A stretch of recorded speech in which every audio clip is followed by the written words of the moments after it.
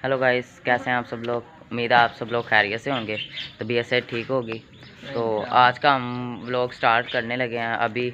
तो छोटा सा व्लॉग होगा। अभी हम खेलने लगे हैं, तो अहमद को हम यहाँ से ही मोबाइल पकड़ाते हैं। हम रैकेट शटर खेलते हैं और अहमद हमारी वीडियो बना ले, आप तक शेयर थोड़ी बहुत हम कर सकें। तो मैं और वो मेरे मामू का बेटा है वैसन, वो और मैं हम खेलने लगे हैं दोनों।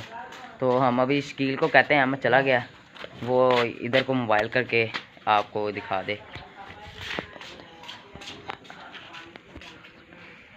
तो जूम भी कर लो थोड़ा चलो अभी हम स्टार्ट करते हैं गाइस। ये देखिए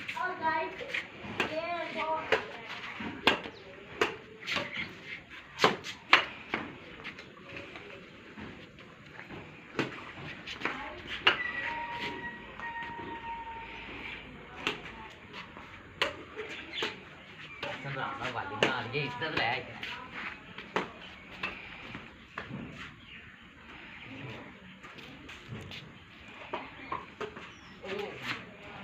बंद कर दे, बंद कर।